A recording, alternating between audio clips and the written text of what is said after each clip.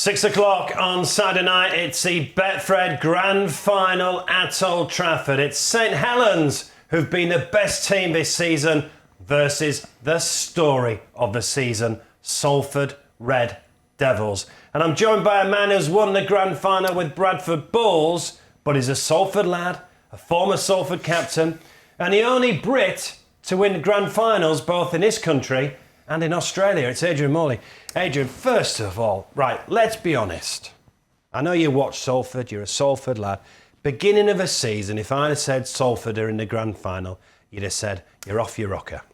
Yes, I'll be honest with you. You know, the way they've been performing the last couple of years, you wouldn't have had them down as Grand Finalists. And, you know, last year or the year before, they were struggling in the middle eights. The year before that, they was played in the £1 million game. So to go from struggling a couple of years before to Grand Finals, absolutely incredible. You know, you've just got to take your hat off to the coach, Ian Watson. I think he's done a fantastic job. But the feel-good factor, the feel-good story is Salford Red Devils are in the Grand Final. And even when you say it now, it don't ring true. And I must admit, Saturday morning I woke up and I said, did that really happen last night? I Salford in a Grand Final, but they are, and I'll be behind them 100%. And people have been pinching themselves all week, haven't they? Like you say, Salford fans. They have, and it was great to watch. You know, I recorded it on Sky, and you know, just pausing the Salford fans in the crowd. It was absolutely fantastic. Just what it means to the people of Salford. They're all obviously over the moon. But I paused it and I know him. I used to play with him, so you know, I probably knew about 20% of the people you know, watching there. But absolutely fantastic, and you know, this will be a big boost and a big shot in the arm for Salford. And I know there was a lot of football fans there who not particularly into rugby league, but people like watching a winning team, and hopefully we'll get a few of them football fans over next year, and they'll come and start, you know, getting behind the Salford Red Devils. And you've been obviously close to the club and you captain it as well. And look, it's had some tough financial times as well. Even this season, it's been tough at times. So to get to the Grand Final, it's just fantastic. Absolutely incredible. And if you look, you know, throughout the year, they've probably had the best players picked off, and you know, they've gone elsewhere for possibly more money.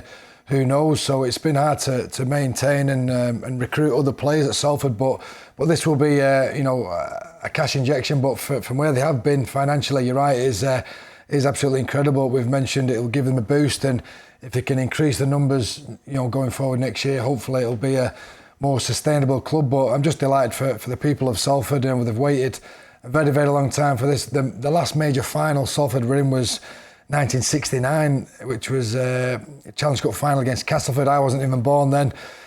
But if you've got to wait another 50 years for the other final, let's make the most of this. I'm sure there'll be a few more along the way, but they have waited a long time for this. So, you know, everyone's going to get behind Salford, and hopefully, fingers crossed, get the result. Salford Reds are rising. Salford Reds are rising. Let's talk about Ian Watson. What a job he's done. Salford lad, former player.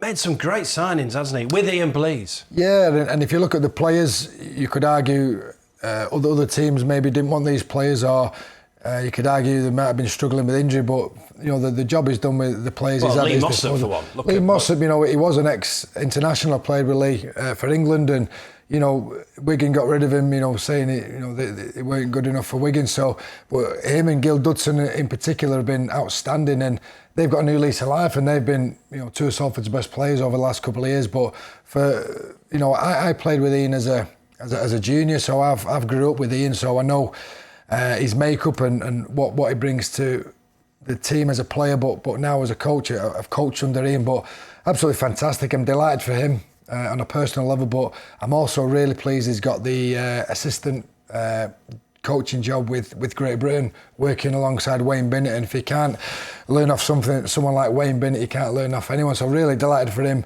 on a personal level, you know, with Salford and with his country. But what a great job he's done. Because we said we were surprised by Salford this season, but Ian Watson's not been surprised. He said he saw something in pre-season with this group of lads that he thought they could do something. Yeah, and you know, even when they were struggling in the middle eights, he always said, this is a top 8 team. You know, we've just had a bit of bad luck with injury, and one thing or another went against us. So this year, when it's not gone against them, when they have kept the players reasonably fit, it's not a surprise to him. To finish third in the Super League is a massive achievement. The highest Salford's finished for 30 or 40 years, but then to go on and actually win these playoff games and make the grand final, take you up to Ian Watson 100%, but they won't be happy just making up the numbers, because it is an achievement making a grand final. But I know, knowing Ian and knowing the team, they don't want to just say we made a grand final in 2019. They want to say we went all the way and got their hands on the trophy. So they'll be going there full of confidence. Their defence has been absolutely outstanding the last couple of weeks, and if they can keep that defence going against St Helens, there's no reason why they can't compete and hopefully get the win. Because they've only conceded, 4 points, haven't they? That was against Wigan, and scored 50. They nilled Castleford 22-0. And then last Friday, it was 28-4 against Wigan. Yeah, and I thought Wigan were fortunate to get the score. I really did. It was very, very dominant, both performances. And in the playoffs, teams are renowned for giving it their all. Everything's on the line. So it was sudden death for Castleford. And they got a job done on them. It was sudden death for Wigan. At Wigan, I can't remember the last time Salford went to Wigan and not only got the win, but did it in such a convincing style in a playoff game. There was a lot of things. Wigan, there was George Williams' last game, and it was do or die, and they did an incredible job. And the support Salford took was amazing. I'm sure the Salford crowd really did help cheer the boys on. But yeah, it was just an amazing couple of weeks. Do you think the difference was, because they went 2 weeks before and they lost 18-12 to Wigan, didn't they, in their first playoff? And Ian Watson said it was inexperience. Do you think the difference was they went that week thinking we might be able to beat Wigan? They went last week thinking we can beat Wigan. Very much so. You can sometimes, when you do get beat, you can take a lot of positives from the game, and they were certainly a match for Wigan that day. You could argue they were the better side in many respects. One of Salford's tries, they gifted Wigan, they tried to offload underneath the sticks.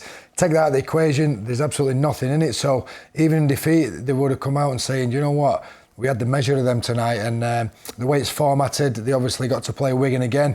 So they would have gone full of confidence, and we've seen the result, and it was amazing to watch. You mentioned Lee Mossop, you mentioned Gil Dudson. They've won the grand final before with Wigan. Mark Flanagan has won with Saints, and Josh Jones has won it with Saints. How important are them for the experience? Because it is a very, very different day. It's a unique day, isn't it? I mean, about 10 minutes before the game when you walk out of the tunnel, that's like spine-tingling, isn't it? It is. I mean, the hairs on your neck stand up and you're coming out and you just hear the roar of the crowd, and the flames are going off, and it's just it's absolutely incredible place to play, Old Trafford, when it's full, and there's no reason why it won't be a fantastic crowd. But yeah, them boys who've got the experience, they will help the rest of the team, the rest of the squad. But for the other guys, I'm 100% sure Ian Watson will have them prepared, and instead of being overawed, I think they're going to enjoy the week's preparation, enjoy the experience, and they're going to go out and give it their best shot.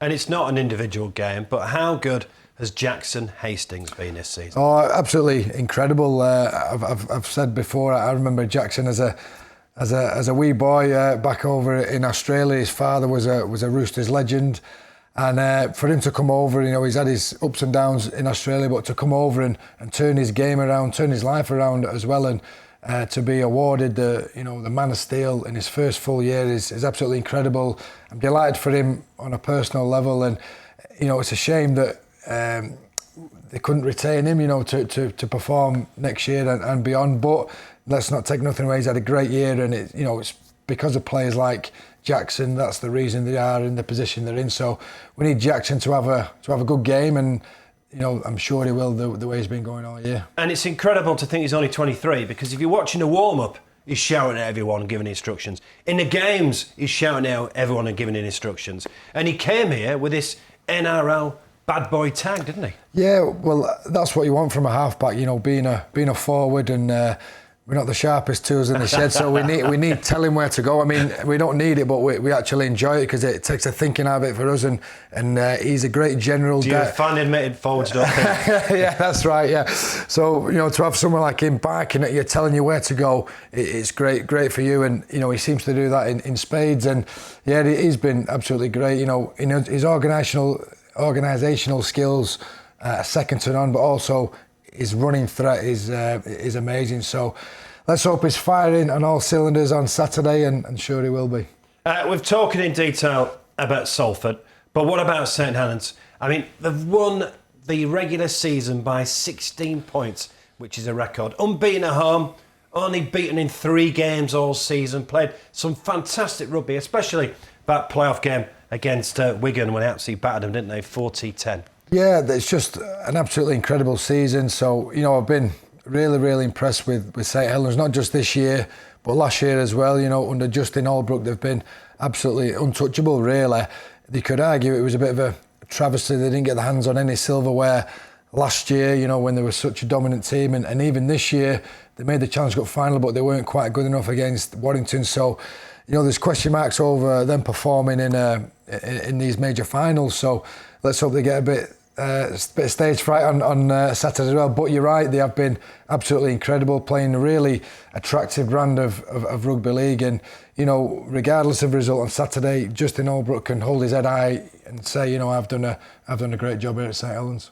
Yeah, Justin from your days out in Oz as well. It's a shame he's going back, but you can't blame him, can you? No, you can't. Wants to be back in the NRL. Yeah, he's an Australian lad, and he wants the head coaching position there in the NRL. And this was a bit of a stepping stone, and he come over, proved himself as a head coach, and now he's got a job there in the Gold Coast, which, let me tell you, it's not a bad place to work and live, the Gold Coast. It's absolutely fantastic. So he'll go with everyone's best wishes at St Helens, because I've just mentioned he's done an absolutely terrific job. And a quick word on the NRL. What a grand final that was. If this final could be anything like that, and your old team, Sydney Roosters, did it. Yeah, I was watching with interest. If Canberra would have been playing anyone else bar the Roosters, I would have been going for Canberra because of the English connection. But, the old team had to go with the Roosters, and it was an absolutely brutal game. And they looked out on the feet, the Roosters. If there was a boxer, the ref could have possibly stopped the fight at one point. They were on the ropes, and then they did everything but score, Canberra, but they sort of got sucker punched at the end, and they were worthy winners, the Roosters. And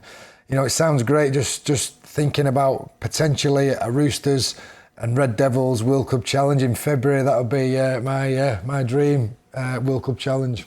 Oh, it'll be an incredible game, won't it? Right, obviously you're here in the studio representing the Salford Red Devils, but where's the game going to be won or lost then on Saturday? Well, if you look at the last couple of weeks, Salford, the defence has been absolutely incredible. Wigan have only scored 1 try against them, so it really typified it. The tackle Niall Levels put on the kid from Castleford when he made the break. Superb, yeah. That for me was a definite try, but that's the team spirit Salford have got. The willingness to work for each other.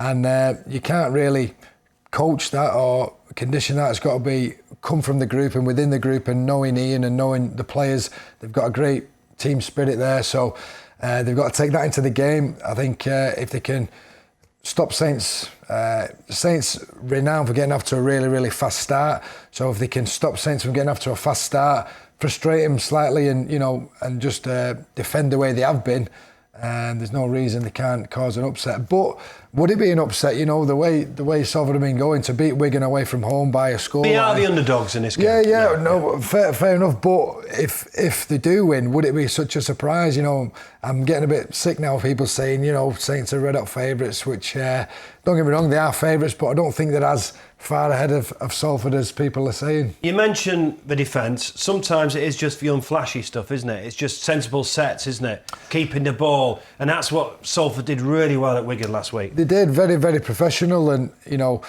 the unflashy stuff sometimes. Yeah. I mean, you mentioned if the longer you hold the ball, the less chance your opposition have got to have the ball in their hands. Yeah, less chance the opposition have to get the ball in their hands and do some damage. So the more sets you complete, the better chance you've got. And if you combine just completing with good defence and a good work ethic, you give yourself a great chance in this sport of ours. You've won the grand final. That was with Bradford. You've won the NRL grand final. You've captained Salford as well. You still live in Salford. You're a proud Salford lad.